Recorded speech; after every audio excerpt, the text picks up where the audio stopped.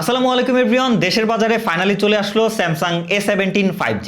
Samsung এর mid range সিরিজগুলো কিন্তু বরাবরই মানুষের কাছে খুবই জনপ্রিয়, value for money, reliable performance and কোনো ঝামেলাবিহীন লং টাইম এক্সপেরিয়েন্সের জন্য। তবে 2026 সালে এসে এমন মনে হচ্ছে যে স্যামসাং এর এ সিরিজ আর মিড রেঞ্জের জন্য নাই, সেটা কিন্তু এখন হায়ার রেঞ্জে চলে গিয়েছে। তবে স্পেক আমরা দেখতে পাচ্ছি সেই মিড রেঞ্জের মতোই, যেমন রিসেন্টলি লঞ্চ হলো এ সিরিজের লেটেস্ট A17 5G, যা কিন্তু এখন বাংলাদেশে আনঅফিসিয়াল মার্কেটে পাওয়া যাচ্ছে 60,000 টাকার আশেপাশে। সো এই বাজেটে আসলে তারা কি আপডেট নিয়ে এসেছে আগের A56 থেকে এই ভিডিওর মাধ্যমে সেটাই আপনাদের সাথে ওভারঅল একটা আলোচনা করব। সো বেশি কথা বলবো না, ভিডিওটা ইনফরমেটিভ লাগলে অবশ্যই like, comment, share and subscribe করে পাশেই থাকবেন। চলুন শুরু করা যাক। ফার্স্ট অফ অল যদি আমরা A57 এর ডিজাইন নিয়ে কথা বলি, ডিজাইনে কিন্তু আপনারা আকাশচুম্বী কোনো চেঞ্জেস দেখতে পাচ্ছেন না, অলমোস্ট সেমই বলা যায়। জাস্ট ক্যামেরার যেই বামটা রয়েছে সেইখানে কিছুটা স্লাইডলি পরিবর্তন করা হয়েছে। তাছাড়া ওজনে আগে 198 থেকে এবার 178 চেঞ্জ করা হয়েছে এবং IP67 এর থেকে এবার IP68 কনভার্ট করেছে A17 5G। O by the way, এবার কিন্তু A57 জিম করে কিছুটা থিকনেস কমিয়েছে, যেখানে A56 এ ছিল 7.4 মিলিমিটার, এবার কিন্তু 6.9 মিলিমিটার করেছে A57।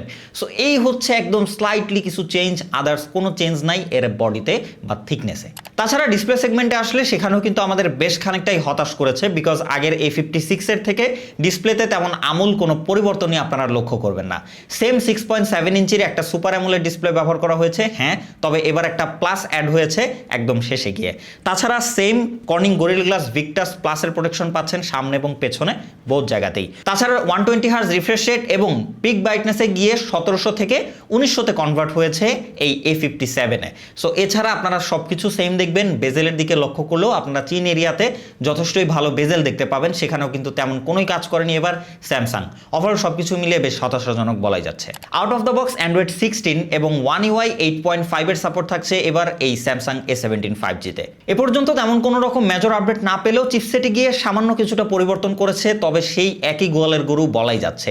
যেমন এখানে আগের Exynos 1580 থেকে কনভার্ট হয়ে এবার গিয়েছে তারা 1680, যা স্লাইডলি চেঞ্জ বলা যায়, অলমোস্ট সিমিলার প্রসেসর বা সিমিলার এক্সপেরিয়েন্স।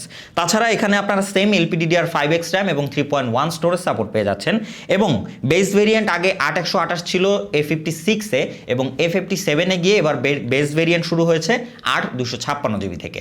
তো এটাকে আসলে পারফরমেন্সে খুব বড় সড়ক তেমন কোনো চেঞ্জই বলা যায় না। সো আগের মতোই অলমোস্ট এক্সপিরিয়েন্স আপনারা পাবেন। তবে হ্যাঁ, এই প্রসেসর দিয়ে আপনারা রেগুলার লাইফ টাস্ক সবকিছু করে ফেলতে পারবেন, তবে কোনোভাবে এটা আসলে 60,000 টাকার একটা ফোন থেকে আশানুরূপ রেজাল্ট একদমই আপনাকে দিবে না। ক্যামেরা সেগমেন্টের কথা বলে, যেহেতু আপনারা ওভারঅল সব সেমই দেখতে পাচ্ছেন, এখানে এসেও তারা সেমই রেখেছে, তেমন কোনো রকম চেঞ্জ নাই। আনঅফিসিয়াল মার্কেটের একটা 60,000 টাকার ফোনে আপনারা পাচ্ছেন না কোনো টেলিফটো লেন্স, এর থেকে দুঃখের বিষয় আসলে আর কিছুই হতে পারে না।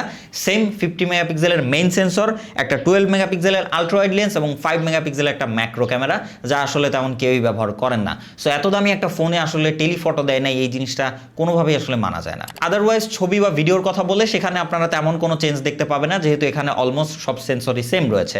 স্লাইডলি হয়তো কিছুটা পরিবর্তন লক্ষ্য করতে পারেন, তবে সেটা খালি চোখে আমার মনে হয় না ধরা পড়বে। আদারওয়াইজ ভিডিও সেগমেন্টেও কিন্তু আপনারা 4K জাস্ট 30 FPS এর সাপোর্ট পাচ্ছেন। মানে এর থেকে হতাশাজনক কি হতে পারে, একটা 60,000 টাকার আনঅফিসিয়াল ফোনে জাস্ট 4K 30 FPS, কোনো লেন্সেই 60 সাপোর্ট নাই।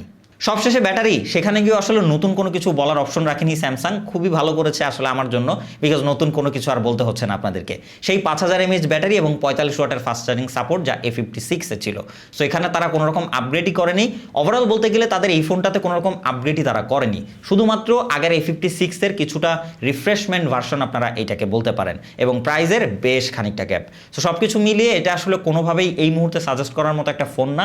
আগামীতে যদি ফোনটার প্রাইস বেশ খানিকটা ড্রপ করে তাহলে হয়তো আপনারা কিনতে পারেন, বা তখন হয়তো ফুল রিভিউ করে আপনাদেরকে সাজেস্ট করতে পারবো। বাট আপাতত এটা একদমই সাজেস্ট করার মতো কোনো ফোন না।